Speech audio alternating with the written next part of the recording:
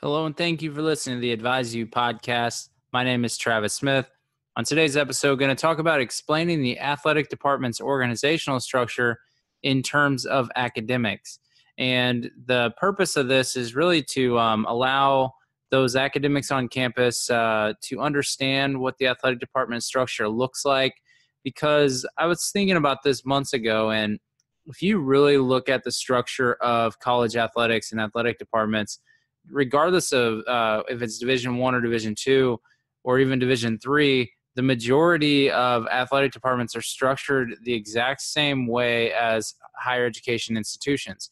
And so today's episode really focusing on putting a big clear window on the front porch of the institution. So athletics has long been known as the front porch of the institution. So now let's be transparent. Let's put it in terms of academics can understand. And the reason why this is important, there at the NCAA National Convention back in January, there was a survey conducted prior to the event, and they shared the results with us. And basically, I'm not going to read through the whole thing, but only 16% of surveyed faculty believe the NCAA cared about academics. And I think that I'm pretty good at separating money from mission. And I think a lot of people just get put off by the big news stories, and they forget that NCAA and athletic departments actually do care about the academics of their students. And I think by really opening up some conversations about this topic can really help with improving or creating those relationships between academics on campus and athletics on campus. So some of the damaging issues really for the NCAA credibility on campus that most of us have to deal with, regardless if you're if you're near this geographically or you're in the same division. But the North Carolina paper classes case has been known to be called that, and its outcome has really been kind of the negative poster child for NCAA critics, and really putting a tough situation on those of us in athletics on our own campuses. The other one is refusing to pay college athletes while huge coaching contracts and facility and stadium upgrades is kind of like an arms race now. So you could be at a regional institution where you're not really paying your coaches $1 million and you don't have a luxurious stadium, but a lot of people on campus may have a negative taste about college athletics and the NCAA. Now, how can athletic departments improve or create relationships? So here's what I'm going to talk to in this episode. Really explain things in academic terms as far as what higher education is doing on campus. How can we send that message of what the athletic department does, what the role of everyone is? How can we take the athletic language out and kind of look at it with the higher education lens? And then we can also focus on participating in university functions, being transparent with our academic and financial NCAA data points. So what's in your institutional performance program data? And then utilize the resources on campus to solve problems and then allow faculty to actually utilize athletics.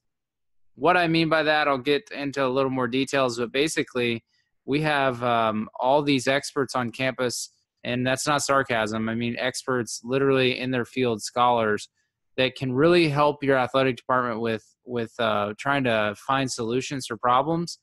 And they're also trying to find research topics and subjects. So maybe athletic departments can tell the academics on campus what the problem in their industry is that they can help them solve. So that way we're not having to pay for consultants, and we can actually utilize the resources that are available to us. So it's kind of a two-way street, as I like to say. So I think a big thing that makes this really clear is that the structure of employees for an athletic department is very similar to that of the higher education side. And so I'm going to talk about administration, and then I'm going to talk about kind of about coaches and faculty. And so I'm going to start with administration. So think about this. Your athletic director is really the athletic department's version of a president or chancellor. Now, if you think about that, what I mean by that, I don't mean that the athletic director is just as important on campus as the university president or chancellor. What I'm saying is if you're going to think of athletics, think about it as a university. So it's kind of a university within a university. And the athletic director is then now considered the president or the chancellor. Now, like an administrative branch for the president of the university, the athletic director also has their own cabinet, or whatever you want to call it. And they're basically in the form of assistant or associate, senior women administrator, all of these different athletic director roles. And on your higher education side of things, that would be called the vice president of such and such, the vice president of such and such. Now, what are the areas that are covered? So think about it this way. You can explain, so I'm gonna look at it from an athletic person listening to this that's trying to explain it to their academic counterparts. And you can do vice versa if you're an academic listening for athletics. And basically there's an academic support. So you have your advising, your career services, what have you, your tutoring, study hall. And then you also have your registrar functions. So academic advisors that are doing these things, that are tracking NCAA progress towards a degree, in a registrar function. Another area is business or finance or budget. We have our compliance and our legal. We have development, fundraising, alumni donorship, facilities and maintenance, and then someone's got to run the website and do communication and get the message out about the university and the athletic department. So think about all those areas, and there really is a similar function on the academic side for the institution and the athletic side. So if we look at athletic department as kind of its own university within the university, then it makes things clearer for the person listening to it, saying, oh, wait, the athletic director's role is kind of similar to a president or chancellor. Or the compliance AD is really similar to legal on the academic side. So if we can kind of pinpoint what these roles do, then it makes the conversation easier to kind of compare and contrast what our roles are like on campus. And then just maybe you can actually learn from one another, because you can bounce ideas off of each other. You can have cross-campus collaboration. How do you handle this situation? How do you handle that situation? And different strategies involved, and cross that bridge between the athletic side and the academic side can go a long ways. Now, moving on, think about faculty and coaches. I know that seems like kind of a funny pair, but if you think about it, you take out the salaries, then you can think of coaches as professors. Take out the tenure of professors, and then you can think of them as coaches. Whatever you want to do, their two roles are actually quite similar. So I have some examples. For example, coaches, they seek to educate students and teach them life lessons through sport. Coaches also care about philosophies, research, data, just like professors and scholars. Now, similar to professors, coaches are evaluated based on their student ratings and reviews. So every student athlete does an exit interview when they leave. A lot of coaches get feedback on them from the student athletes. And then they're also evaluated on success. So wins, compare the wins to those professors that must do research and get grants. Think about those performance standards. And then the same institutional staff faculty conduct rules. So they're employees of the university too. So think about that role. You actually have personal conduct rules. Now, coaches also participate in professional associations and share a bond with other coaches at different institutions, much like academics. And you really think about these comparisons, and you can really, as I mentioned with administration, you can really look and see, you know what, I see you're in kind of the same boat.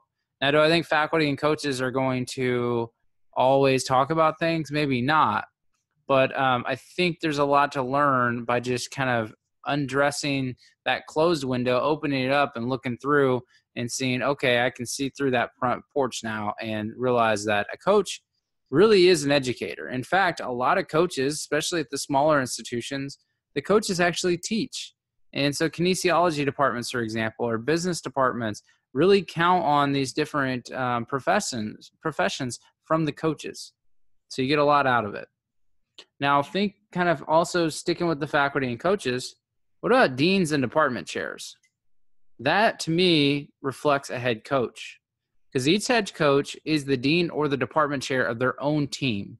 So if we're talking about the athletic department as a university, then within a university you have multiple colleges. So if you want to put it on organizational structure, then each college inside that university is the own team.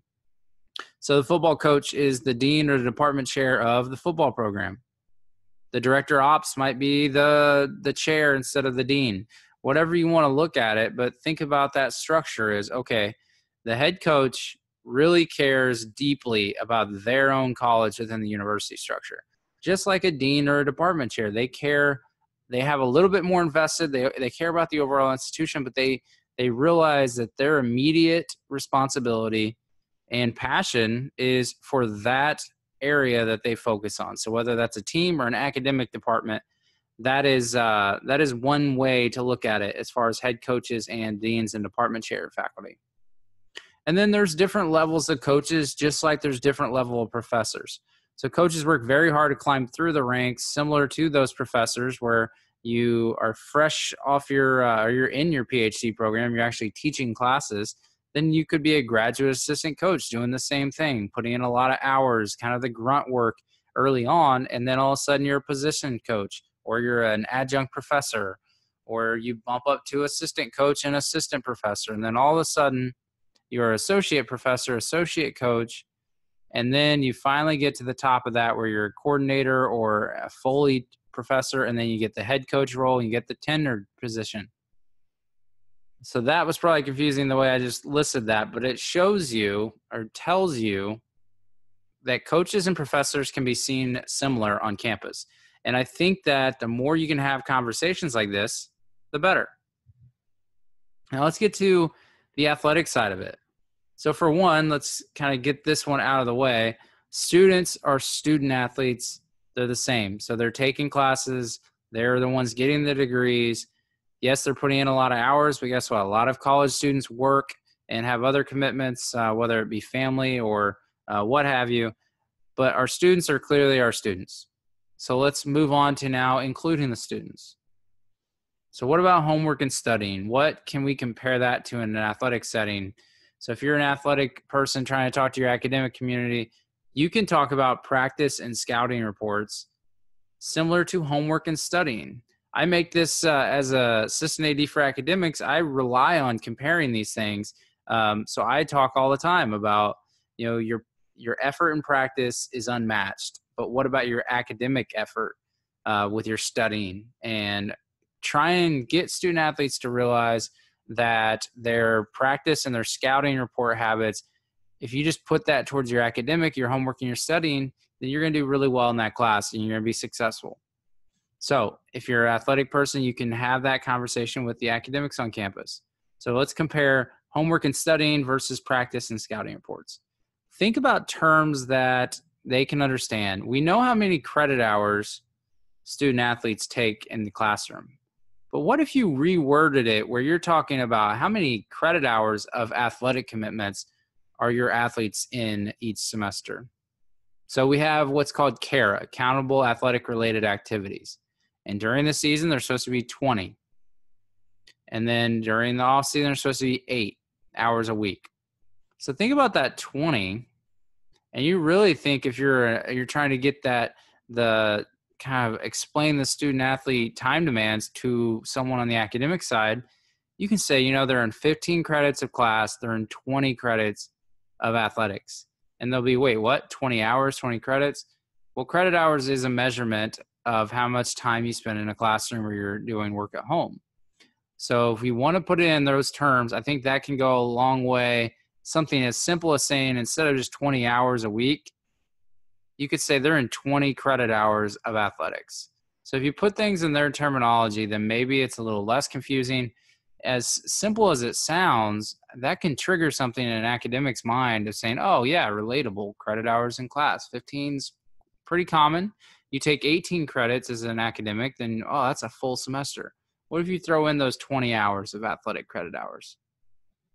So practice clearly is the process of doing homework. We practice in athletics to really work on your homework is kind of comparison to that. Then understanding scouting reports and doing film review, that's a process of studying. So practice is you're repeating the material, you're practicing it, and then you're in the process of studying is looking at those scouting reports, watching film where you're trying to get better. So that's kind of my comparison of homework and studying, comparing it to practice and scouting reports. So if you're trying to say, they're out there practicing, it's similar to their homework. And I think that'll go a long way, once again, when you're talking to whether it's a faculty member or the president, the provost, whoever on campus. If it's easier to talk about academics, then let's start putting our conversations and explanation about what we're doing in athletics. Let's reverb it into an academic conversation. So we obviously talk about homework and studying and practice and scouting reports, but now let's think about the actual competitions. So let's kind of flip a reverse on it. So what can we assume are athletic competitions? What does that seem like in an academic term? If you're thinking exam or quiz or test, then I agree with you. So if you think about our athletic competitions, we don't have nearly as many of those as we do practices, unless maybe you're in a sport that has a lot of them. Basketball, baseball, it can feel like that probably, but athletic competitions, easiest way to compare that is that's the exam for our sport. Now, exams count the most towards final grade usually. So one way you can talk about your athletic competitions is really talk about, their effort in practice, and competitions results in their team's final grade for the sport, but it's in form of a win-loss record. So, my institution football team went undefeated last school year, and that's great. So obviously we put in a lot of good practice and effort and study, review, watching film. That resulted on the field of us pretty much getting an A. I mean, we have an undefeated record, right? And you get that final exam, I guess, would be the playoffs, and we just fell short, so maybe we get an A- on the season. So if you can kind of assign a grade to that win-loss record, that's just another way where we can say, hey, these exams directly correlate with our athletic competitions and our final grade, our final win-loss record. Put everything in academic terms. It sounds silly. It should just be an easy conversation, but I think if you come down to that level of academic conversations, then we can use those terms to get our message across. I think a lot of times when the criticism happens is it's really because people don't understand different perspectives as well as we might think in our head that they do or that they should. They might be thinking the same way about athletic people, though. Think about it, if you're listening to this and you work in athletics, then have you ever thought about any of these things without listening or watching this? Have you ever think about those things in academics? Because remember, you work in higher education. You don't work necessarily in college athletics only. You work at a higher education institution. So my suggestion for you is, if you haven't thought about how you relate to academics, maybe you should really write down what it is you do on your campus, and then what you think that person doing that role in academics is. Who is that? What do they do? What's their position? What's kind of their reporting line? You start connecting the dots, and you're going to realize that an athletic department structure very similar to that of an academic structure on campus. Now, we need to have these conversations. One of the things at that national convention for the NCAA, the reason they showed us the pamphlet of the results of that survey was really to generate the need to have conversations. So they encouraged everyone there to take this pamphlet back on your campus, talk with your athletic director, your FAR, your faculty athletic rep, anyone else on campus, to have a conversation with the rest of the institution. Now, I'll be doing an episode soon on kind of if I was in charge of trying to change the perception of college athletics overall, and that does involve campus-to-campus conversations. But for this purpose of this episode, what can the listener do on his or her campus to really open up those conversations? So first, you have to be transparent within that academic community and then participate in its functions. So I think teams do a really good job about this in athletics. But I think everyone, I'm talking about employees, really need to be in those meetings that, yeah, you have a lot of meetings in athletics, but guess what? There's a lot of meetings with the academic community that you might want to be a part of because, like I said, you are part of that community. So if you can participate in those as an employee and get your students there, encourage participation any way possible, and then being transparent by being part of that and not just listening, but actually engaging in these conversations. And then also remember, as I mentioned earlier, you work in higher education, but you work in higher education before you work in entertainment. College athletics, especially at the large level where we see it on TV or you're in a Power Five autonomy conference or a high profile generating sport like football and men's basketball, yes, it's entertaining for a lot of people, but you work in higher education. And I believe that the coaches realize that. I think a lot of the administrators realize it, but those people on campus in academics might not realize that you notice that. So if you have those conversations saying, you know what, put it in your culture, that start integrating it day to day until it's instilled in your culture, that office, that athletic department, that, you know what, we work in higher education. If you can do that, I think it'll improve a lot. And I'm not saying that everyone here has a negative stereotype of athletics on campus. This is really just to improve those relationships because I think that it can be helpful. And if you haven't had those conversations, then maybe you should. More information. This one's kind of data and for the scholars, but really, as we all know, working in college athletics, a lot of our information is, for one, it's public. There's databases on our NCAA information for our institutions on ncaa.org. But if we look at academic and financial information that really comes to our institutional performance program, there's a lot of tools on there that really show charts and make it very easy, cut and dry, to share with other people. But your athletic people on campus probably have access to the IPP and your president does. But what if you started sharing that data, even if you're not really excited about the results? Share that, be transparent with the academics on campus, whether that's administration and or faculty as far as wanting to do research, or just to be transparent and let everyone know, like, hey, here's how we stack up against other softball or baseball teams in our conference or all of Division I. Where do we rank? And that is really helpful for whenever it's being brought up about the role of athletics on campus. Then you can show them, like, hey, no, we're actually doing pretty well. But you can also just be transparent and help fix things if things aren't going as well as you'd like. And that leads me to what I mentioned earlier is a two-way street. And I'm talking about for resources. So I'm very, very much a believer in trying to solve problems and leveraging the resources you have available. So if we find a problem, what resources do we have that we can bring a solution to the table? And a lot of times in athletics, if we're not trying to do it ourselves, I think we're trying to hire experts, consultants to do that. I'm not saying that that's bad, but it can be costly. But it's also a missed opportunity to realize you have experts on your own campus.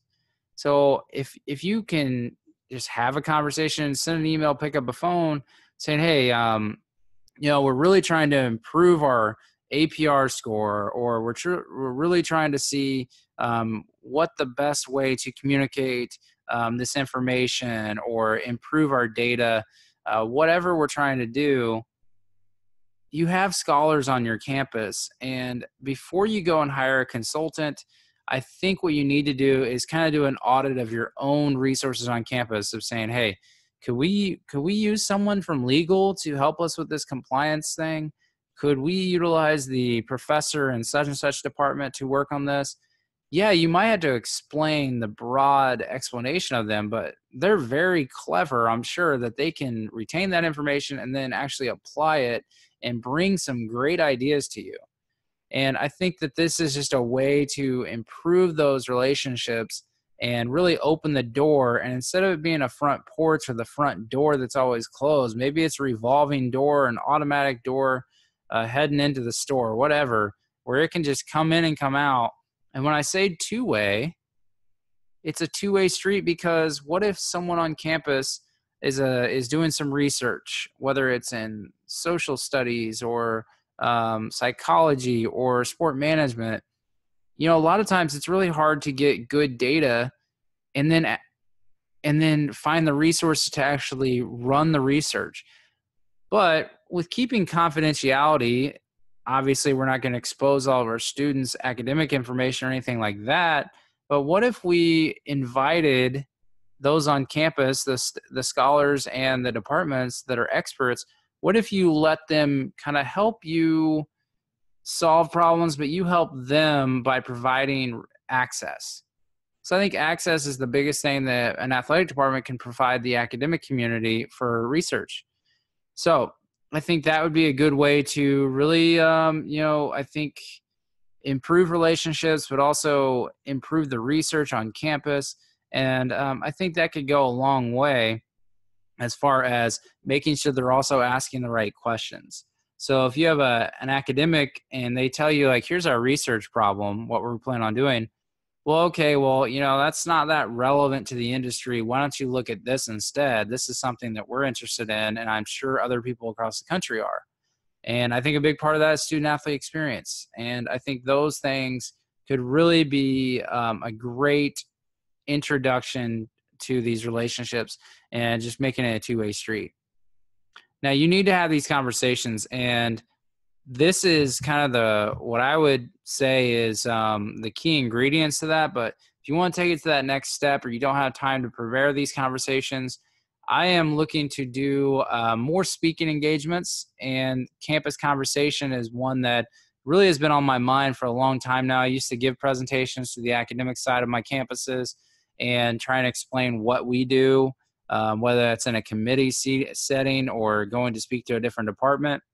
I think it's something that I could really help your institution with, whether it's the academic side wanting me to come talk to athletics or the athletic side wanting me to come talk to academics.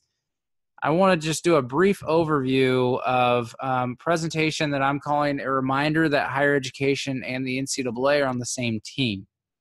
And so what I like to do is I really like to look at doing quite a few things. So here's just a few things you would get out of that.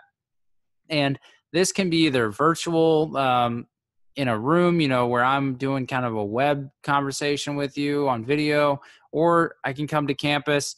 So I'll be kind of publicizing this a little bit more, but those of you that think your institution might be interested, I'd like you to know that the rates would be very low. It's not something I'm trying to make a lot of money. It's really to spread the word. And I mentioned one of my next episodes is going to be about how can we improve and explain the NCAA and athletics role in higher education. This is kind of that first step in this plan, honestly talking about its role in higher education. So here's what you would get out of this. I'd basically be explaining the athletic department's organizational structure, comparing it to the academic, basically the exact same presentation I just walked you through, but a little more detailed.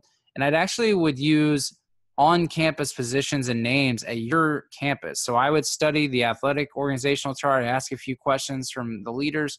I do the same thing on the academic side, and then I'll study them, and then I'll actually go through those and kind of walk you through the similarities. And I think that's my introduction, because it really gets everyone comfortable in the setting. And then going to demonstrate and explain NCAA's research-driven academic policies. So, for example, I'll talk about APR, and I'm going to compare it as being a retention method on campus, and then talk about the graduation success rate, why the NCAA created it, and why it's actually more modern than the federal graduation rate. And there's actually a third graduation rate that's picking up steam. It's almost in 800 schools, where I'll introduce that too, because it's kind of middle ground between the GSR from the NCAA and the FGR. And then I talk about initial eligibility standards that changed in 2016 and how it was used to improve college readiness, and that campus admissions is still different than NCAA. So no one's trying to steal that part of it. But I really talk about the advantage of the initial eligibility, the eligibility center process, and really why it is not to limit access. It's actually to improve college readiness. And then finally, with the NCAA research policy, I talk about how progress towards a degree has helped significantly increase graduation attainment of student athletes. And I talk about how it's a trend in higher education with financial aid, all these 30 to finish, so 15 to finish, whatever they're calling it. A lot of higher education institutions are going to the same method that NCAA Progress Towards Degree has been doing for a long time. So I talk about those 4 different areas. And then I will also show your institution's academic performance data in comparison. So I talked about the IPP data. That's something I don't have to do, especially if it's bad, unless you want it to be transparent. I would encourage it because we're all in this together. I think that showing this information, showing the charts, and just kind of giving a baseline of comparing it to the student body, comparing it to others in the sport within the Division I or within the campus, the conference, I think that can go a long way. That'll open eyes. And like I said, the academics on campus, I think, will really appreciate the research and the charts and the data. And then I talk about the NCAA academic revenue distribution, which is very popular on my podcast. And I know there's been a couple podcast episodes from others talking about academic revenue because it's going to be a game changer. So I talk about the academic revenue distribution, and I compare it to what's called academic performance funding, and that's what it's called in higher education. So it's nothing new, but I really talk about that, and I talk about other academic payouts, scholarships, degree completion programs, how the NCAA sends out research grants. So different things that I think that the campus community would enjoy hearing. And then to wrap it up, I kind of finished talking about what the NCAA organizational structure is, and then what the Committee on Academics does with the NCAA, because one thing I think is really easy to do is just think that the NCAA is just one person. They think it's President Emmert. The NCAA is actually their institution. So their institution is in a collective body of over 300, almost 350 institutions for Division I alone, and the conferences. So there's a lot of people in the NCAA, and I think understanding what the Committee on Academics is, who is in it, so they'd be very probably shocked to find out that one of the most innovative presidents from Georgetown is the chair of the NCAA Committee on Academics right now, and how many of these are actually professors. And I think it could go a long way to have this conversation. And you can learn more on AdvisEdu.com. That's www.advisedu.com. And if you want to reach out to me and you're interested in this, I'll be pushing more information out. But if you want to go ahead and get on there, you can go to advisedu.com/contact, or just go on the page and navigate it. You can also hit me up on Twitter at Travis Higher Ed, of course. And I really would like to say that there's going to be a very significant discount to the first 2 or 3 schools that are interested in bringing me in to talk about this. If you want me to at least set up that conversation with someone from the academic side or the athletic director, I think we could get a lot out of this, and it's really just going to help me spread the message and go from there. So a reminder that you can go to adviseu.com, and really it's more than a podcast. It is a think tank company really focused on innovation, academic policy. You can learn more on adviseu.com. Homepage tells you the mission, and it gives you 2 links on the homepage where you can go to the podcast.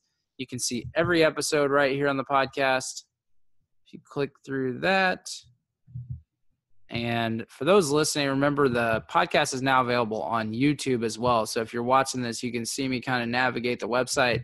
If you're listening, then bear with me and just know that the website's very simple. It's a simplistic site where you can really find resources from NCAA Division I academics.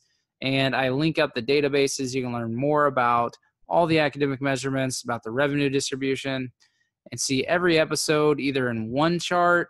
You can go to the blog and see every episode, and I link the video up here as well, so you can see all of that. The YouTube page shows all the videos. Every episode of the AdvisEdu podcast is now live on YouTube. A lot of them are just audio only. These ones are starting to come with the screenshots from my PowerPoint, so just very raw video, but just trying to give you some other channel to see it. You can see my notes as I give it. Nothing hidden here. It's all transparent.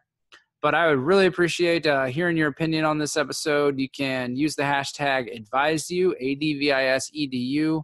And as always, follow me on Twitter at Travis Higher Ed. And let's continue having these conversations about how higher education and NCAA can work together. They're on the same team, and we can start having those conversations. Thank you for listening to the AdvisEdu podcast.